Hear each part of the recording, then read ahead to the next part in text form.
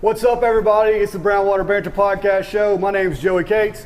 Behind the camera, as always, Jared Seymour, and we were here in downtown Ocean Springs at the brand new Keg and Barrel, not even open yet. And we're talking to Mr. Phil Wingo about a little barbecue and a little ribs. Is that right? Yes, sir.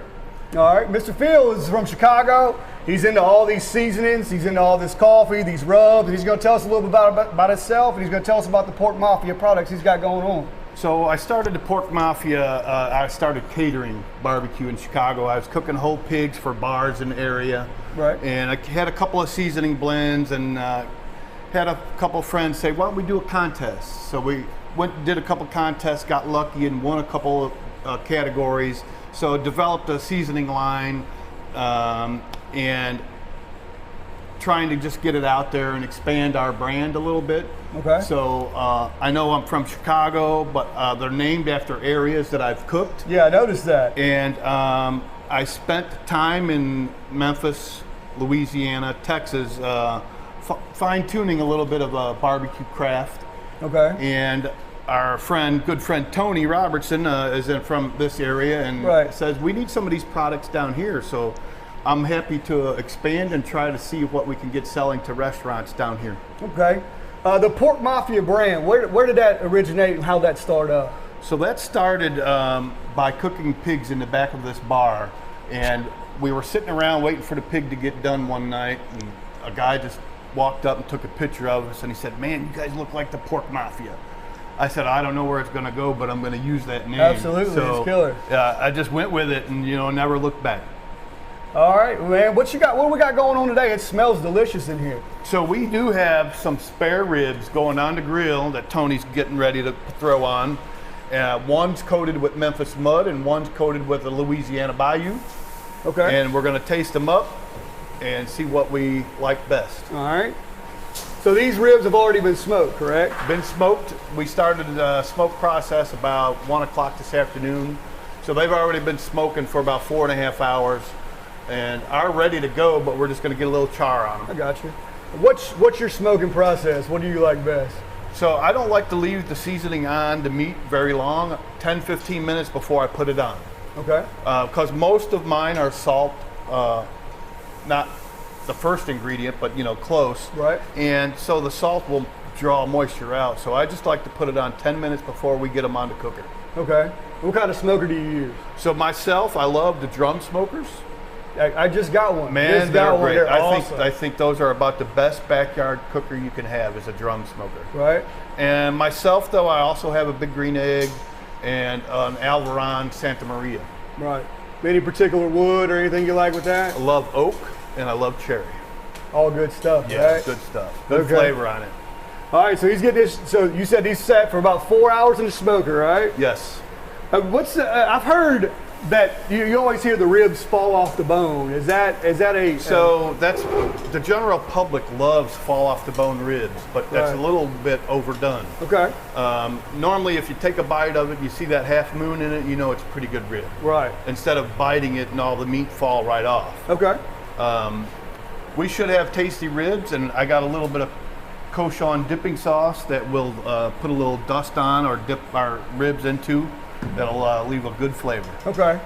Now, of course, with ribs or anything you smoke, you're always looking for that little pink smoke ring, right? And that's what gives a good smoke flavor to it? So a lot of that is getting a little smoke on it to penetrate the meat. Okay. Once it gets to like 165 degrees, it's not going to take much more smoke. If you start getting that flavor where you're kind of burping it up, it's over smoked.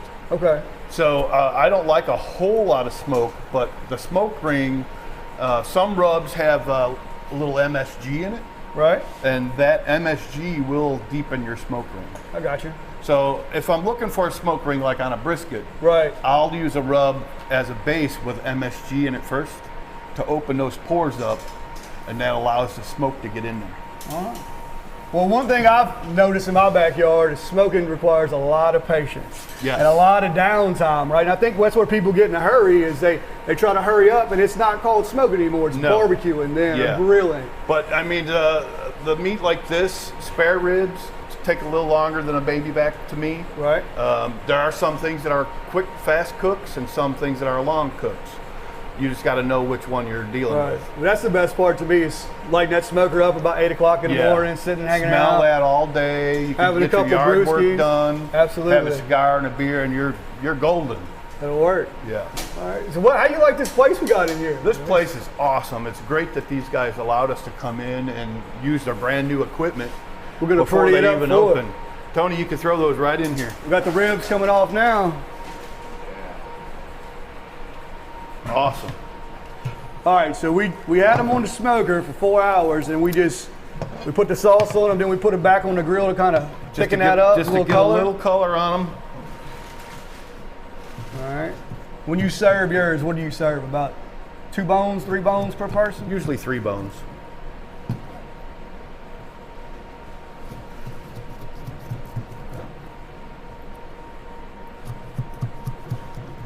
I know they smell good. Well, I ain't gonna wait too long. I'm gonna get you a bone to try right here. We're gonna put a little sauce on there. Now, what's this sauce again? What was the name of it? So this sauce is Cochon dipping sauce, I call it. And where did that name come from? So the Cochon is like a fancy French word for pig. Okay. And I kind of don't like my meat slathered with sauce. Ooh. So I just use it as a little dip. So that's why I call it a dipping sauce. That's delicious. Thank you. Crunch at the end kind of thickens it up a little bit. That char on the grill kind of makes that skin a little dirty on it. It tastes It's amazing. So we're just going to throw a couple of ribs in here.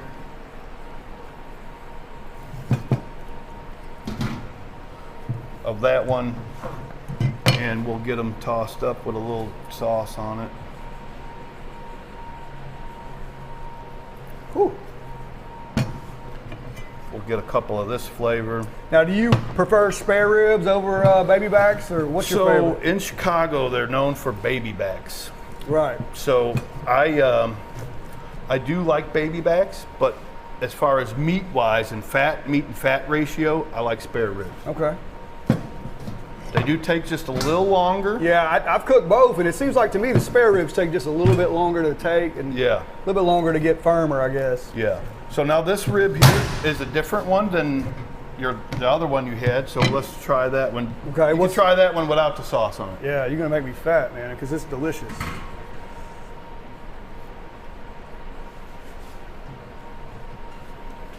And what rub you said that was a mix, right? So one was with Louisiana, one's Okay. with the Memphis. And I believe this is the Memphis. I think I like this one the best. It's good. Yeah. And there's the Half Moon. There it is. There's the smoke green. Yeah. Whew. Well, I wish y'all could see or smell and taste what we got going on here, but these ribs are delicious. All right. What else we got going on? We got some other stuff going on too, So we right? do have a few other things going.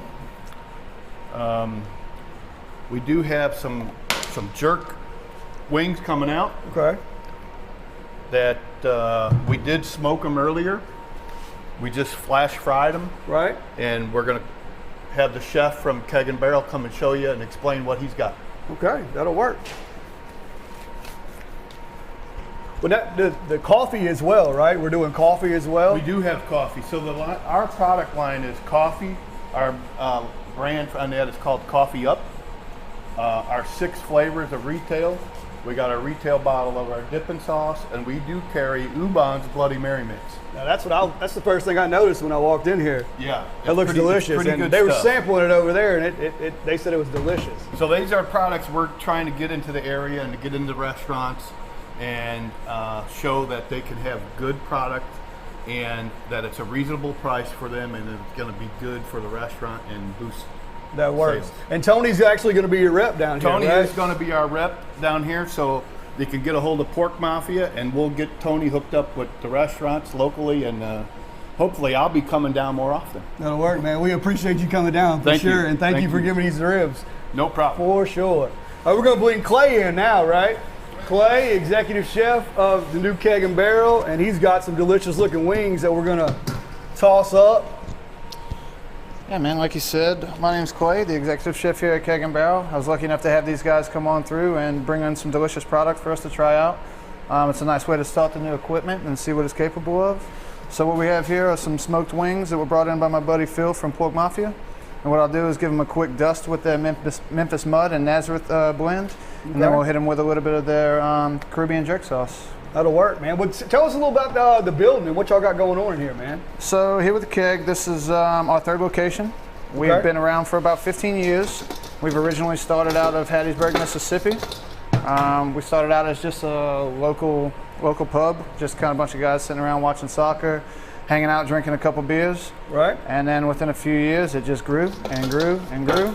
Built on a bigger kitchen, and now we're on our third location. Now, where's that accent from? Because I know it doesn't sound like it's from here, man. So originally out of Chalmette, Louisiana, and now I'm back down here on the coast. So I look forward to seeing what we can do around here. That'll work, man. Y'all got a beautiful building going on for sure. Thank you much. I appreciate it. Yeah, we got to break it in for the first time. Yeah, so absolutely. It's great to be able to see what we're capable of cooking. I'm glad to see that they put some good char on the ribs. And all right, so we got those wings that were flash fried, right? Correct. Okay, and now we put the seasoning on it? Correct. So this was a mixture of Porkmafia's Memphis Mud and their Nazareth blend, and also their Caribbean jerk sauce.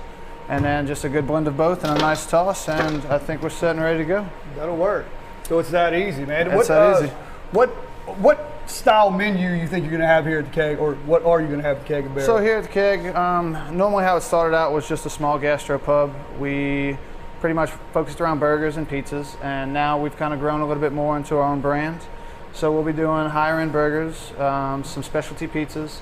Since we're down here on the coast, we'll be taking on more of a coastal theme, so we'll have a little bit lighter dishes, fresh seafoods from the coast. And one of our main focuses is right here where we are right now. Right. And this is our Oyster Bar. Sweet. And this is what we plan to kind of bring the new brand to the Keg, is going to be our oysters. So we'll do things not so traditional. We'll have different toppings, things that kind of brings kids and different people who aren't used to enjoying oysters. Right. Bring them into enjoying it. I got you. I see a big old beer wall over there, right? Yeah, so we specialize. One of our main things here is we have 48 beers on tap, which we keep at all 3 restaurants. They rotate out seasonally. And we'll also have about 20 different beers in bottles and cans. So we will pretty much have anything that you can possibly think of when it comes to a craft beer. That works, man. Well, that's awesome, man. Anything else you want to add on there? That's it, man. Opening date. Yeah. When y'all opening up? So our opening date's going to be September the 16th. We'll start our soft opening. We'll open for lunch that day. And we'll go on through the weekend and hit the ground running starting the following week. That'll work, man. Cool. And once again, we are in the Keg and Barrel. Beautiful downtown Ocean Springs, and we were with Mr. Phil Wingo of Porkmafia. If you need to get in touch with him, he said his stuff in the beginning. Tony Robertson over here, that's his contact. Come check out the Keg and Barrel when they open up. And this is Brownwater. See y'all.